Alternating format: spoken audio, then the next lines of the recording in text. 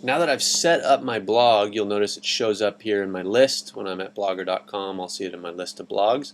And you'll really just need one blog for this class, but that blog will contain many posts. You can start posting by either clicking on Start Posting there, or you can click on this kind of orange box with a pencil. And if I hover over it, you see it says Create New Post. So I'll go ahead and click on that. And this will pull up an option for me to add a new post. There's just a few things you have to add when you add a post. One is a title. So I'm going to add a title of a blog post that I've done on my personal blog here, and I actually have the text in my clipboard, so I'm just going to paste it in there. This is about a parade that I accidentally got into. And so adding a title is one thing. Adding your body or your text to the blog post is another. Typically this will be between a few sentences and a few paragraphs. And then also you'll want, with each blog post, you'll want to add something else. So either an image or a video, just to add some kind of a little bit of flair to this, and so it's more than just text. So I'm going to go ahead and add an image here, and I'm going to put my cursor right before my first word. I'm going to click on this Insert Image link. And I can, from a URL, so there's a couple ways to do it. I can upload from my computer. I can choose from my phone if I'm plugged in, or from my webcam if I want to take a picture. But I'm going to go from a URL, and there's actually an image that is already online. So I'll go to, where do I have it set up here?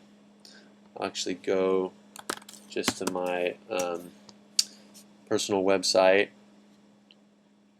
and I'll find this image.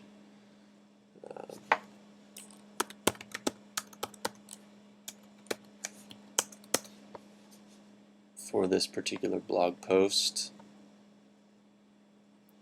So I can right click on it and choose copy image URL, or if I opened in a new tab you would be able to see this better. So this up here is the URL of that image, so I'm just going to copy it, and then into this blog post here I'm going to paste that URL, and it'll load it here in the preview. I'm going to choose add.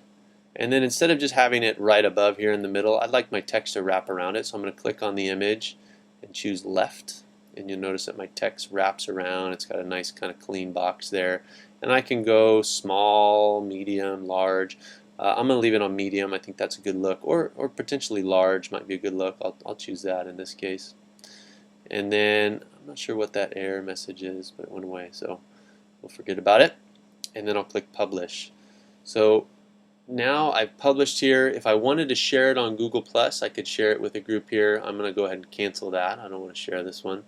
And so now I have this post here, and I can view that blog post, and you'll see what it looks like with this simple template right there. So I've got the post, I've got my image in here, and I've got my sidebar over here. So that is adding a post to your blog. That's step 2. In the next tutorial, I'll show you how to embed that blog into your ePortfolio.